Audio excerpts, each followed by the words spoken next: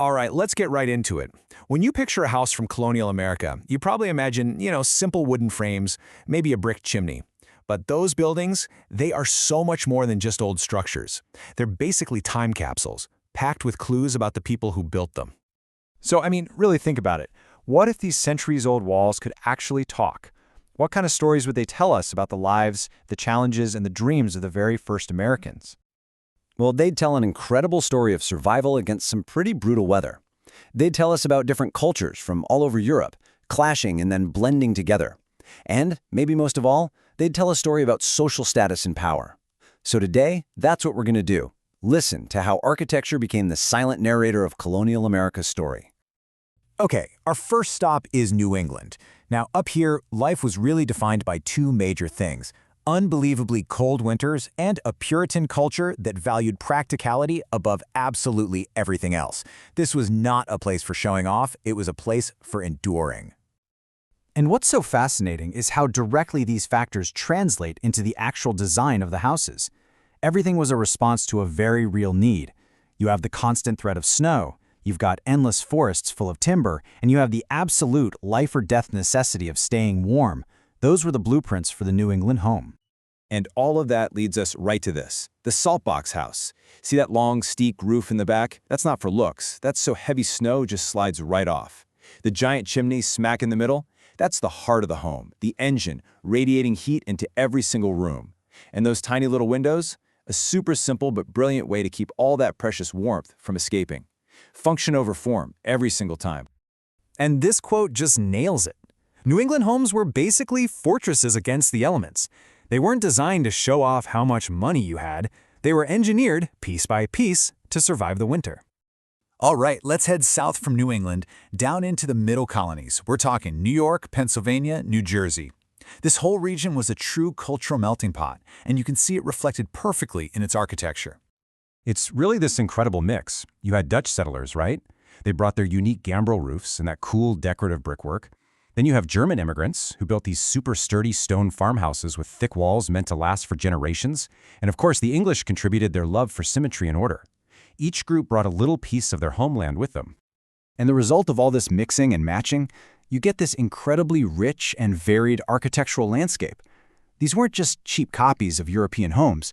They were something new, hybrids, totally adapted to the American context, and built to be unbelievably resilient. Our final stop takes us to the South, where the story completely changes. Here, a totally different set of factors were at play. The two defining forces were the crushing summer heat and a really rigid social hierarchy that was built on the plantation economy. So, unlike in New England, the goal here wasn't just staying warm, it was all about trying to stay cool. But just as importantly, architecture became the primary way to display your wealth and your social standing. The bigger and more impressive the house, the more powerful everyone knew the owner was. And you can totally see this in how they built their homes. So how do you beat that heat? Well, wide porches or verandas gave you crucial shade. You build really high ceilings so all the hot air can rise up and away. You have large windows to open and catch any tiny breeze. Even placing the chimneys at the very ends of the house was a clever trick to push the heat from cooking away from where people were actually living. And, we have to be very clear about the foundation of all this grandeur. These huge, elegant mansions, they weren't just homes. They were powerful symbols of an economic system that was built on the forced labor of enslaved Africans. The architecture is completely inseparable from that history. But then, as the 18th century rolled on, something really interesting started to happen. These very distinct regional styles, they began to merge. Wealthy colonists, didn't matter if they were in the North or the South, started looking towards a new, fashionable style from Britain that would kind of unite them all. And you can really see the shift here. We're moving from an architecture that was all about necessity to an architecture that's all about status. It's a move from how do we survive to how do we look. Design is no longer just about practical needs. It's about following a very strict set of rules to show everyone you were refined, wealthy, and a part of the sophisticated British Empire. And these were the rules of the game. Rule number 1, everything had to be perfectly symmetrical, balanced right down the middle. 2, the front door became this grand statement piece. 3, windows were no longer small and random. They were big and arranged in a precise, orderly grid. And finally, you had to have classical details, things like columns and pediments, borrowed from ancient Greece and Rome to suggest power and stability.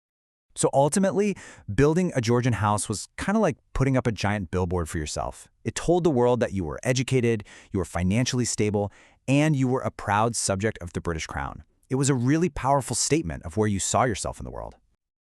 So when you put it all together, from the tough, rugged saltbox houses of New England to the grand Georgian mansions of the South, you can see how every single architectural choice tells a story. Every beam and every brick is a little piece of historical evidence, showing us the values, the challenges, and the dreams of the people who laid them. And that kind of leaves us with a question for you. Take a look at the buildings in your own town or city. What story are they telling? What does the architecture where you live say about its history, its people, and its values?